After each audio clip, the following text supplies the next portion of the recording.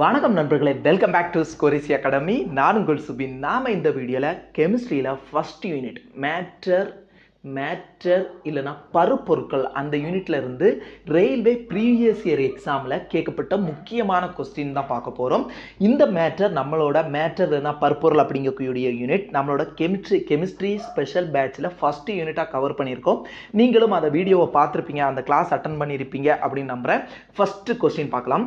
How many states of matter have been determined by scientists so far? இதுவரைக்கும் அறிவியலாளர்களால் கண்டுபிடிக்கப்பட்ட பருப்பொருட்களின் நிலைகள் எத்தனை அப்படின்னு கேட்டிருக்காங்க.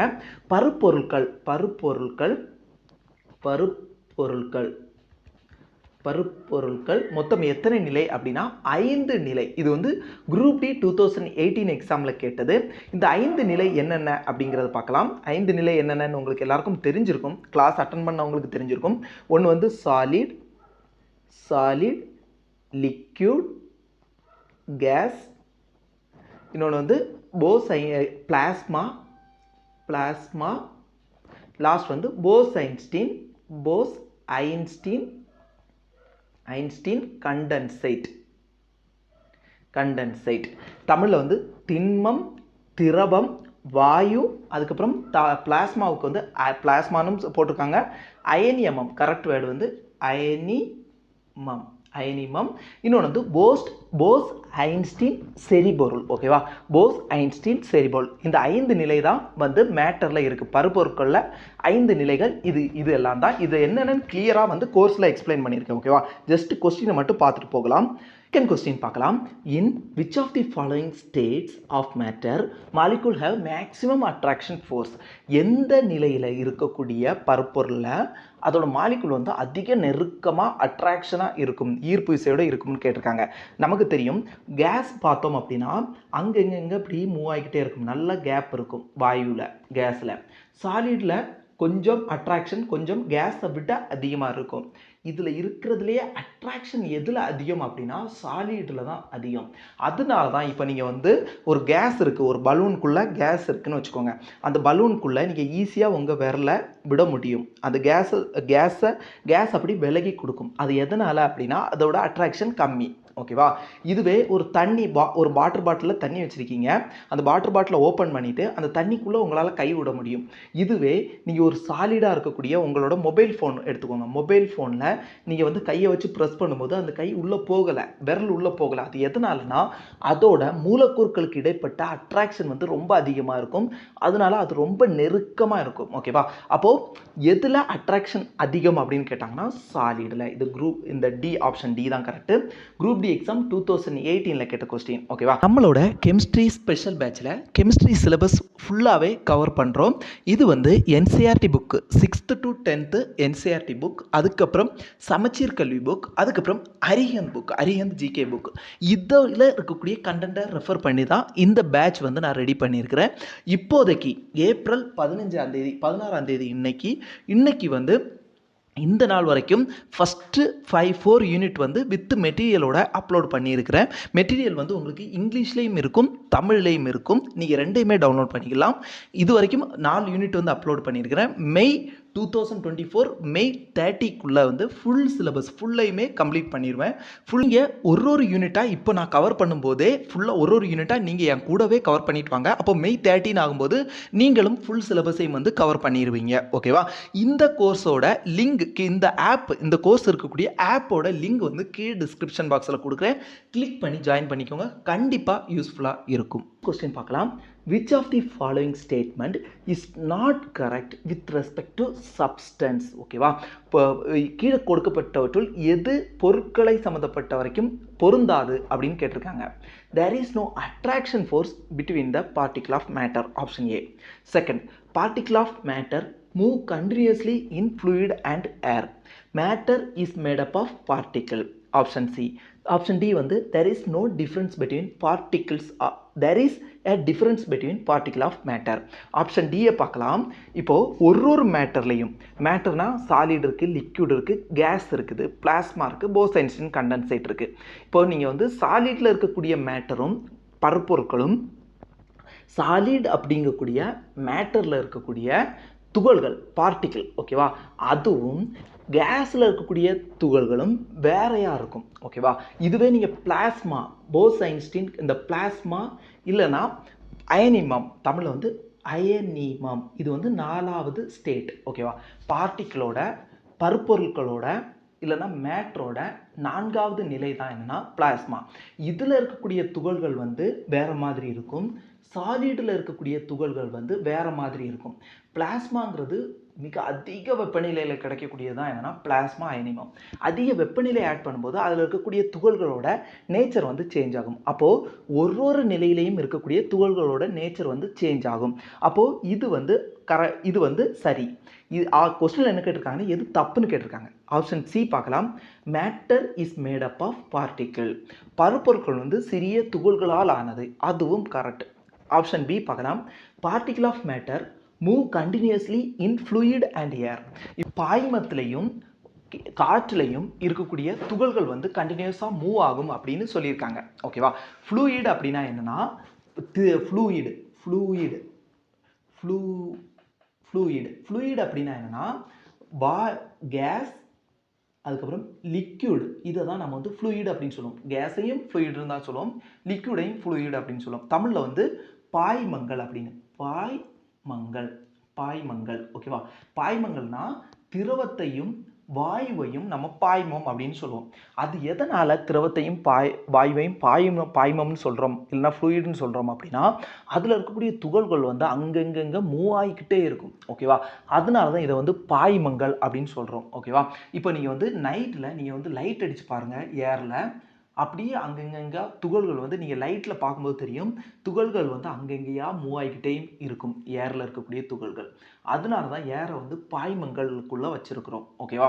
அப்போது இதில் particle of matter move continuously in fluid and air. ஃப்ளூயிட்லையும் ஏர்லையும் இருக்கக்கூடிய துகள்கள் வந்து கண்டினியூஸாக மூவ் ஆகிக்கிட்டே இருக்கும் அப்படின்னு சொல்லியிருக்காங்க. அதுவும் கரெக்டான ஆப்ஷன். நமக்கு கொஸ்டினில் கேட்டது தப்பான ஆப்ஷன் எதுன்னு கேட்டிருக்காங்க. There is no attraction force between particle of matter.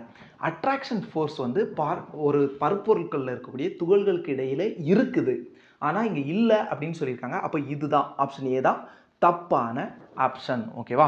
Next question பார்க்கலாம். What cannot be identified from the figure given below. கீழே கொடுக்கப்பட்ட அந்த இமேஜில் எதை வந்து நம்ம வந்து ஐடென்டிஃபை பண்ண முடியலை, எது தப்பு அப்படின்னு கேட்டிருக்காங்க. ஓகேவா? கீழே ஆப்ஷன் பாருங்கள்.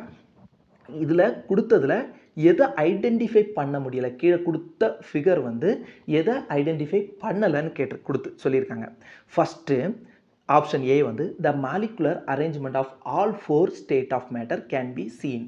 பாருங்கள், solid state, liquid, gas, plasma, இதை வந்து சொல்லியிருக்குது இந்த இமேஜில். அப்போ மாலிகுலர் அரேஞ்ச்மெண்ட்டை வந்து ஆப்ஷன் ஏ சொல்லியிருக்குது. ஓகேவா? ஆப்ஷன் பி என்ன, ஆப்ஷன் சியை பார்க்கலாம். This figure represent 4 state of matter. ஆமாம், சாலிட், லிக்விட், கேஸ், பிளாஸ்மா, இதில் இருக்கக்கூடிய 4th ஸ்டேட்டை வந்து இதில் 4th ஸ்டேட்டையும் இந்த ஃபிகர் வந்து சொல்லியிருக்கு. This figure represent 4th state of matter. 4th state of matter பிளாஸ்மாவை பற்றி சொல்லியிருக்குது. This figure provide information about different state of matter. ஆமாம், 4 ஸ்டேட் டிஃப்ரெண்ட் ஸ்டேட்டை பற்றி இந்த ஃபிகர் சொல்லியிருக்கு. அப்போ எதை பற்றி சொல்லலை அப்படின்னா plasma is the fluid present, plasma is a fluid present in all cell of the body அப்படிங்கிறத பற்றி இந்த இமேஜில் சொல்லவே இல்லை. பிளாஸ்மாங்கிறது என்ன அப்படின்னா பிளாஸ்மா அப்படின்னா ஒரு கேஸை அதிகபட்ச வெப்பநிலையில் ஹீட் பண்ணும்போது கிடைக்கக்கூடியதான் பிளாஸ்மா இல்லைன்னா அயனிமம். இது வந்து கெமிஸ்ட்ரியில். இதுவே பயாலஜி எடுத்துக்கிட்டோம் அப்படின்னா பயாலஜி இல்லைனா வந்து உயிரியலை எடுத்துக்கிட்டோம் அப்படின்னா என்ன சொல்கிறாங்க, பிளாஸ்மா அப்படின்னா என்னென்னா நம்ம பிளட்டில் இருக்கக்கூடிய ஒரு திரவம் தான் பிளாஸ்மா. ஓகேவா? பிளட்டில் இருக்கக்கூடிய ஒரு திரவம் தான் பிளாஸ்மா அப்படின்னு சொல்கிறது தான் என்னென்னா பயாலஜியில் பிளாஸ்மாவுக்கு வேறு, கெமிஸ்ட்ரியில் இருக்கக்கூடிய பிளாஸ்மா வேறு. ஓகேவா? இப்போ செல் அப்படின்னு எடுத்துக்கிட்டோம் அப்படின்னா நமக்கு வந்து கெமிஸ்ட்ரியில் நம்ம செல் அப்படின்னா சார்ஜ் பண்ணக்கூடிய அந்த செல், பேட்ரி, அதில் இருக்கக்கூடிய செல். ஓகேவா? இதுவே நம்ம பயாலஜியில் செல் அப்படின்னு எடுத்துக்கிட்டோம்னா இந்த இருக்கக்கூடிய ஒரு செல் அப்படின்னா ஸ்மாலஸ்ட் ஒரு டிஷ்யூவில் இருக்கக்கூடிய ஸ்மாலஸ்ட் பார்ட்டை தான் நம்ம வந்து செல் அப்படின்னு சொல்கிறோம்.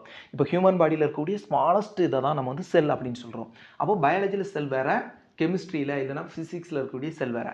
அதே மாதிரி பயாலஜியில் இருக்கக்கூடிய பிளாஸ்மா வேறு, கெமிஸ்ட்ரியில் இருக்கக்கூடிய பிளாஸ்மா வேறு. இந்த இமேஜில் கொடுத்ததில் எது தப்பு அப்படின்னு கேட்டிருக்காங்க. இந்த இமேஜ் படி கீழே சொன்னதில் எது தப்புன்னு கேட்டிருக்காங்க. Option A correct, option C correct, option D correct. எது தப்புனா ஆப்ஷன் பி தப்பு. ஆப்ஷன் பியில் என்ன சொல்லியிருக்காங்கன்னா plasma is a fluid present in all cell of the body அப்படின்னு சொல்லியிருக்காங்க. இது பயாலஜி படி பார்த்தாலும் தப்பு. பிளாஸ்மா வந்து ஆல் செல் ஆஃப் த பாடியில் இருக்கக்கூடியதில்லை, பிளட்டில் மட்டும் இருக்கக்கூடியதான் பிளாஸ்மா பயாலஜி படி பார்த்தா.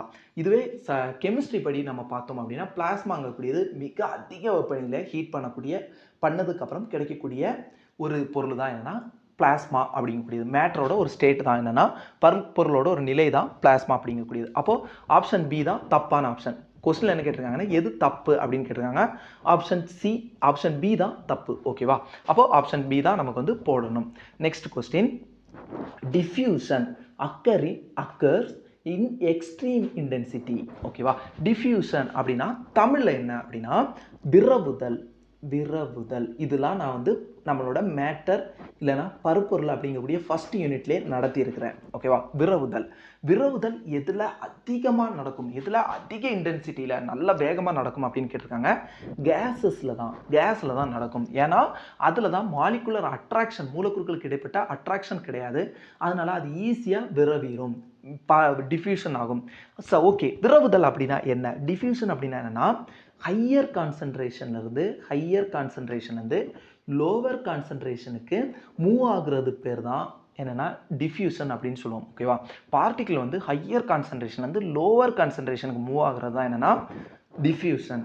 செறிவு அதிகமான பகுதியிலிருந்து செறிவு கம்மியான பகுதிக்கு மூவ் ஆகுறது தான் என்னென்னா டிஃப்யூஷன் அப்படின்னு சொல்லுவோம். இப்போ நம்ம வந்து ஒரு கேஸ் எடுத்துக்கிட்டோம் அப்படின்னா இந்த இடத்துல நம்ம கேஸை ஃபில் பண்ணுறோம், இந்த இடத்துல அதிகமான அளவு கேஸை ஃபில் பண்ணும்போது இங்கே வந்து கான்சன்ட்ரேஷன் அதிகமாக இருக்கும். இது என்ன ஆகும், சடனாக எல்லா இடத்துலையும் பரவிடும். அப்போது கேஸுக்கு தான் டிஃப்யூஷன் இல்லைன்னா விரவுதல் வந்து அதிகம். இதுவே லிக்விட் எடுத்துக்கிட்டோம்னா அதுவும் ஹையர் கான்சன்ட்ரேஷன் வந்து லோயர் கான்சன்ட்ரேஷனுக்கு பரவும். எது பரவாது, இப்போ சாலிட் எடுத்துகிட்டு நீங்கள் இந்த இடத்துல கொட்டி வச்சிட்டிங்க, சீனியை சுகரை வந்து இந்த இடத்துல கொட்டி வச்சிட்டிங்கன்னா அது ஆட்டோமேட்டிக்காக எல்லா இடத்துலையும் பரவாது. அப்போ டிஃப்யூஷன் கம்மி எதுக்குன்னா சாலிடுக்கு கம்மி. டிஃப்யூஷன் விரவுதல் எதுக்கு அதிகம் அப்படின்னு கேட்டாங்கன்னா கேஸ் இல்லைன்னா வாயுக்கு அதிகம். ஓகேவா? நெக்ஸ்ட் கொஸ்டின் பார்ப்போம். If ammonia gas then camphor என்ன அப்படின்னு கேட்டிருக்காங்க. அமோனியா அப்படின்னா ஒரு வாயு அப்படி இருக்கும்போது கற்பூரம் அப்படின்னா என்னன்னு கேட்டிருக்காங்க. கற்பூரம்ங்கிறது ஒரு சாலிட். இந்த கற்பூரத்தில் தான் என்ன நடக்கும் அப்படின்னா சப்ளிமேஷன் நடக்கும். சப்ளிமேஷன் தமிழில் வந்து பதங்கமாதல் அப்படின்னா சடனாக சாலிட் ஸ்டேட்லேருந்து கேசியஸ் வாயு நிலைக்கு போகிறது தான் என்னென்னா பதங்கமாதல் அப்படின்னு சொல்லுவோம். இந்த பதங்கமாதல் எதில் நடக்கும் அப்படின்னா கேம்பர், இந்த கற்பூரம் வந்து பதங்கமாதல் நடக்கக்கூடிய ஒரு பொருள். இது வந்து ரொம்ப ரொம்ப ரொம்ப முக்கியமானது. அதே மாதிரி நெக்ஸ்ட்டு அமோனியா அப்படிங்கக்கூடியது ஒரு கலர்லெஸ் கேஸ், கலர் இருக்காது. இது வந்து ஒரு மாதிரி ஸ்மெல் வந்து நல்ல ஸ்மெல்லாக இருக்காது, ஒரு மோசமான ஒரு ஸ்மெல்லை கொடுக்கக்கூடிய ஒரு கேஸ். ஓகேவா? நெக்ஸ்ட் கொஸ்டின் பார்க்கலாம். Which of the following statement is incorrect? பாருங்கள், எல்லாமே இன்கரெக்ட் அப்படின்னு கேட்டிருக்காங்க. இன்கரெக்ட் அப்படிங்கிறது தான் மோஸ்ட் டேஞ்சரஸ். ஏன்னா நமக்கு ஆப்ஷன் மூணுமே ஆப்ஷன் எல்லாமே தெரிஞ்சிருந்தா தான் எது இன்கரெக்ட் அப்படிங்கக்கூடிய நம்ம போட முடியும். எது கரெக்ட் அப்படின்னு கேட்டிருந்தாங்கன்னா நமக்கு ஈஸியாக கரெக்டானது ஆப்ஷனில் ஒன்று மட்டும்தான் கொடுத்துருப்பாங்க. ஆனால் இன்கரெக்ட் கேட்டுக்கும்போது நம்ம எல்லா ஆப்ஷனும் நமக்கு தெரிஞ்சிருக்கணும். Which of the following statement is incorrect அப்படின்னு கேட்டிருக்காங்க. ஃபர்ஸ்ட் இது பாருங்கள், இந்த particle of matter are in steady state. Next பாருங்கள், particle of matter are very small. நமக்கு தெரியும் பருப்பொருள் இருக்கக்கூடிய துகள்கள் எல்லாம் ரொம்ப சின்னது, அப்போ அது வந்து correct. Next, particle of matter are attract each other. பருப்பொருள் இருக்கக்கூடிய துகள்கள் எல்லாம் ஒன்றே ஈர்த்து கொண்டிருக்கும், அதுவும் correct. Next, there are some space between particle of matter. ஆமாம், இப்போ நாம் வந்து வாயு இல்லைனா லிக்விட் எடுத்துக்கிட்டோம் அப்படின்னா அதில் ஸ்பேஸ் வந்து அதிகமாக இருக்கும், அதில் இருக்கக்கூடிய துகள்களுக்கு இடைப்பட்ட ஸ்பேஸ் அதிகமாக இருக்கும். சாலிட் எடுத்துக்கிட்டோம்னா அதில் இருக்கக்கூடிய துகள்களுக்கு இடைப்பட்ட ஸ்பேஸ் வந்து கம்மியாக இருக்கும். ஆனால் கண்டிப்பாக அதில் ஸ்பேஸ் இருந்தே இருக்கும். ஆப்ஷன் டியும் கரெக்ட். அப்போ எந்த ஆப்ஷன் தப்பு அப்படின்னா ஆப்ஷன் ஏ தான் தப்பு. The particle of matter are steady state, எந்த மூமெண்ட்டுமே இல்லாமல் அப்படியே இருக்கும் அப்படின்னு சொல்லியிருக்காங்க, அது தப்பு. பார்ட்டிக்கிள் ஒரு மேட்டர் இல்லைன்னா பருப்பொருளில் இருக்கக்கூடிய பார்ட்டிக்கிள் எல்லாமே மூவ் ஆகும். ஓகேவா? அது எனர்ஜி இப்போ சாலிடில் வந்து கம்மி, அந்த மூமெண்ட் வந்து ரொம்ப கம்மி, நெக்லிஜிபிளாக இருக்கும். அதனால தான் அது வந்து நம்ம வந்து மூமெண்ட் ரொம்ப ஜீரோ அப்படின்னு சொல்லுவோம். ஆனால் மூமெண்ட் வந்து நெக்லிஜிபிளாக இருக்கும். இப்போ சாலிட் வந்து ஒரு ஐஸ் எடுத்துக்கலாம். இது ஹீட்டை இன்க்ரீஸ் பண்ணும்போது இன்க்ரீஸ் பண்ண அதில் இருக்கக்கூடிய பார்ட்டிக்கிளில் இருக்கக்கூடிய மேட்டர் இல்லைன்னா பருப்பொருளில் இருக்கக்கூடிய துகள்களோட மூமெண்ட் வந்து அதிகமாகும். இப்போது நாம் வந்து ஒரு ஐஸ் இருக்குது, ஐஸ் எடுத்துக்கோங்க. இதில் பார்ட்டிகிள் ஆஃப் மூமெண்ட் வந்து ரொம்ப நெக்லிஜிபிளாக இருக்கும். இதை நீங்கள் ஹீட்டை கொடுக்க என்ன ஆகும்னா, இந்த கைனெட்டிக் எனர்ஜி, இந்த எனர்ஜியை வந்து இதில் இருக்கக்கூடிய பார்ட்டிகிள் எடுத்துக்கிட்டு இது வந்து வைப்ரேட் ஆக ஆரம்பிக்கும். வைப்ரேட் ஆகி இதோட ஈர்ப்பு விசை, அந்த மாலிகுலுக்கு இடைப்பட்ட ஈர்ப்பு விசை ரொம்ப கம்மியாயிரும். அட்ராக்ஷன் வந்து கம்மியாகும்போது இந்த பார்ட்டிகிள் வந்து மூவ் ஆக ஆரம்பிக்கும். போது என்ன ஆகும்னா, ஐஸ் வந்து லிக்யூடாக கன்வெர்ட் ஆகும், திரவமாக மாறும், நீராக மாறும். இப்போ நம்ம மறுபடியும் ஹீட் பண்ணும்போது என்ன ஆகும்னா, இதோட எனர்ஜி வந்து பார்ட்டிகிளோட எனர்ஜி வந்து இன்னும் அதிகமாகி இது அதிகமாக அதிர்வடைய ஆரம்பிக்கும், வைப்ரேட் ஆக ஆரம்பிக்கும். அப்படி வைப்ரேட் ஆகும்போது இதோட மூமெண்ட் வந்து அதிகமாகும். அப்படி மூமெண்ட் அதிகமாகும் போது இதோட ஈர்ப்பு விசை, பார்ட்டிகிளோட ஈர்ப்பு விசை வந்து கம்மியாகும். அப்படி கம்மியாகிறதுனால இதோட பார்ட்டிகிளுக்கு இடைப்பட்ட அட்ராக்ஷன் கம்மியாகி என்ன ஆகும்னா கேஸாக மாறும். ஓகேவா? நமக்கு தெரியும் இருக்கிறதுலே மூலக்கூறுகளுக்கு இடைப்பட்ட அட்ராக்ஷன் எதில் கம்மி அப்படின்னா கேஸுக்கு கம்மி. இப்படி ஹீட் எனர்ஜி நம்ம கொடுக்கும்போது ஒரு இதை சாலிட்லேருந்து நம்ம வந்து கேஸாக கன்வெர்ட் பண்ண முடியும். இதில் என்ன கொடுத்துருக்காங்கன்னா ஸ்டெடி ஸ்டேட்டில் இருக்கும் அப்படின்னு சொல்லியிருக்காங்க. அது தப்பு. ஆப்ஷனில் பார்ட்டிகிளில் இருக்கக்கூடிய ஒரு மேட்டர் இல்லைனா பருப்பொருளில் இருக்கக்கூடிய பார்ட்டிகிள் வந்து ஸ்டெடி ஸ்டேட்டில் இருக்காது. இப்போ நீங்கள் டைரெக்டாக இந்த நான் சொல்லக்கூடிய எம்சிக்கு அட்டன் பண்ணும்போது உங்களுக்கு கொஞ்சம் புரியாத மாதிரி இருக்கும். நீங்கள் வந்து அந்த கிளாஸ் அட்டன் பண்ணிவிட்டு இது பண்ணும்போது உங்களுக்கு ரொம்ப ஈஸியாக இருக்கும். நெக்ஸ்ட் கொஸ்டின் பார்க்கலாம்.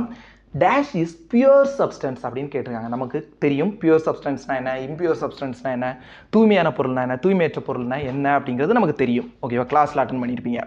எது அப்படின்னா சுகர் சொல்யூஷன். சுகர் சொல்யூஷன் அப்படின்னா சுகரும் இருக்கும் ப்ளஸ் லிக்விடு, ஏதோ ஒரு வாட்டர் அப்படிங்கிறக்கூடிய ஏதோ ஒரு லிக்விடு சேர்ந்ததான் சுகர் சொல்யூஷன். மில்க் அப்படின்னு எடுத்துக்கிட்டோம்னா மில்கில் கொழுப்பு இருக்கும், வாட்டர் கண்டென்ட் இருக்கும், எல்லாமே இருக்கும். அப்போ அதுவும் பியூர் சப்ஸ்டன்ஸ் கிடையாது. மில்க்கும் சுகரும் பியூர் சப்ஸ்டன்ஸ் கிடையாது. ஓகேவா? மில்க் நீங்கள் எவ்வளோ பியூரான மில்க் எடுத்துக்கிட்டாலும் அதில் வந்து கொழுப்பு இருக்கும். ஓகேவா? வெண்ணெய் இருக்கும், தனியாக அந்த கொழுப்பு இருக்கும். ஓகேவா? அதே மாதிரி நீரும் இருக்கும். எவ்வளோ பியூரான நீங்கள் லிக்விட் மில்க் எடுத்துட்டாலும் இது எல்லாம் சேர்ந்தது தான் வாட்டர் கண்டென்ட், அதுக்கப்புறம் கொழுப்பு, இது எல்லாம் சேர்ந்தது தான் ஒரு மில்க். ஓகேவா? அப்போ இதுவும் பியூர் சப்ஸ்டன்ஸ் கிடையாது. ஏர் பியூர் சப்ஸ்டன்ஸ் கிடையவே கிடையாது. ஏன்னா ஏரில் CO2 இருக்கும், ஆக்சிஜன் இருக்கும், அதேமாரி சின்ன சின்ன பார்ட்டிக்கிள் இருக்கும், ஸ்மோக் இந்த துகள்கள் இருக்கும். ஓகேவா? CO2, carbon di oxide, nitrogen அப்படின்னு நிறைய கேஸு சேர்ந்ததான் ஏர். அப்போ அதுவும் பியூர் சப்ஸ்டன்ஸ் கிடையாது. எது பியூர் சப்ஸ்டன்ஸ்னா மீத்தேன் அப்படிங்கக்கூடியது பியூர் சப்ஸ்டன்ஸ். ஏன்னா அது ஒரு செப்பரேட் ஒரு கேஸ். ஓகேவா? மீத்தேன்கக்கூடியது ஒரு பியூர் சப்ஸ்டன்ஸ். மீத்தேன் வந்து பூமிக்கு அடியில் அதிகமாக இருக்கும். ஓகேவா? பூமிக்கு அடியில் அதிகமாக இருக்கும். அதனால தான் நம்ம வந்து இப்போ ஒரு கிணறு வந்து ரொம்ப நாள் ஒரு பாழடைஞ்ச கிணறு அப்படி இருக்கும்போது அதுக்குள்ளே நாம் வந்து இறங்கக்கூடாது. ஏன்னா அதுக்கு உள்ளே வந்து ஆக்சிஜன் இருக்காது, மீத்தேன் கேஸ் அதிகமாக இருக்கும். அதனால நம்ம மூச்சு திணறி இறந்துருவோம். ஓகேவா? அதனால தான் ஒரு கிணறுக்குள்ளெல்லாம் இறங்கும்போது, ஒரு குழிக்குள்ளே எதுலையாவது இறங்கும்போது தீயை கொளுத்தி அப்படி உள்ளே இறக்குவாங்க. ஒரு பேப்பரில் எதுலையாவது தீயை பற்ற வச்சு உள்ளே இறக்குவாங்க. அப்போ தீ அணைஞ்சிட்டு அப்படின்னா உள்ளே ஆக்சிஜன் இல்லை அப்படின்னு அர்த்தம். ஒரு நெருப்பு வந்து எரியணும் அப்படின்னா அதுக்கு ஆக்சிஜன் தேவை, ஹீட்டு தேவை, அதுக்கப்புறம் ஃபியூயல் தேவை. ஓகேவா? அந்த பேப்பரில் தீயை பொருத்தி இறக்கும்போது அந்த பேப்பர் தான் ஃபியூயல். ஓகேவா? அந்த ஆக்சிஜன் அங்கே அதை சுற்றி ஆக்சிஜன் இருந்தால் தான் அந்த பேப்பர் வந்து எரியும். அப்போது அந்த பேப்பர் வந்து ஒரு குழிக்குள்ளே இல்லைன்னா கிணறுக்குள்ளே பேப்பரை நெருப்பில் பற்ற வச்சு இறக்கும்போது எதுக்கு அணையுது அப்படின்னு கேட்டாங்கன்னா அந்த இடத்துல ஆக்சிஜன் கிடையாதுன்னு அர்த்தம். அந்த இடத்துல எந்த கேஸ் அதிகமாக இருக்கும்னா மீத்தேன் அதிகமாக இருக்கும். நம்ம பூமிக்கு அடியில் அதிகமாக இருக்கக்கூடிய கேஸ் வந்து மீத்தேன்ங்கக்கூடிய கேஸ். இந்த கேஸ் வந்து மார்ஸ் லேண்டில் அதிகமாக இருக்கிறனால இது வந்து மார்ஸ் கேஸ் இல்லைனா சதுப்பு நில வாயு அப்படின்னு சொல்கிறோம். ஓகேவா? இதெல்லாம் முக்கியமான கொஸ்டின். ஓகேவா? இது வந்து ஆர்ஆர்பி குரூப் டி 2018 கேட்ட கொஸ்டின். நீங்கள் வந்து இப்போ ஒரு தியரி கண்டென்ட் வந்து கிளியராக படிச்சுட்டு நீங்கள் ப்ரீவியஸ் இயர் கொஸ்டின் சால்வ் பண்ணி பார்த்தீங்க, இல்லைனா ப்ரீவியஸ் இயர் கொஸ்டினை வந்து ப்ராக்டிஸ் பண்ணிங்கன்னா ரொம்ப ஈஸியாக இருக்கும். அப்படி நீங்கள் படிக்காமல், அந்த கண்டென்ட்டை படிக்காமல் நீங்கள் வந்து டைரெக்டாக ப்ரீவியஸ் இயர் கொஸ்டினை வந்து மனப்பாடம் பண்ணிங்கன்னா உங்களுக்கு வந்து ரொம்ப ரொம்ப கஷ்டமாக இருக்கும். நீங்கள் மனப்பாடம் பண்ணுறதுக்கு அதிகமான டைம் எடுக்கும். நீங்கள் புரியாமல் மனப்பாடம் பண்ணுவீங்க. அது வந்து உங்களுக்கு ஈஸியாக மறந்துடும். ஓகேவா? நீங்கள் கண்டென்ட்டை நல்லா படிச்சுட்டு ஒரு கிளாஸ் அட்டன் பண்ணிவிட்டு இல்லைனா வந்து தியரியாக ஒரு புக்கில் வாசிச்சுட்டு நீங்கள் வந்து இந்த மாதிரி ப்ரீவியஸ் இயர் கொஸ்டினை ப்ராக்டிஸ் பண்ணுங்கள். அதுதான் உங்களோட ஸ்கோரை இம்ப்ரூவ் பண்ணுறதுக்கான முக்கியமான வழி. நீங்கள் வந்து அப்படி நீங்கள் கண்டென்ட்டில் தரவா தியரியில் தரவா இருந்தீங்கன்னா உங்களுக்கு எந்த ஆப்ஷன் கொடுத்தாலும் நீங்கள் வந்து ஈஸியாக நீங்கள் வந்து இதில் இந்த ஆப்ஷன் வராது அப்படிங்கிறத நீங்கள் வந்து கணிக்க முடியும். ஓகேவா? இந்த கிளாஸ் உங்களுக்கு ஒரு யூஸ்ஃபுல்லான கிளாஸாக இருந்திருக்கும் அப்படின்னு நம்புகிறேன். நெக்ஸ்ட் வீடியோவில் மீட் பண்ணலாம். நன்றி. ஜெய் ஹிந்த். பாய்.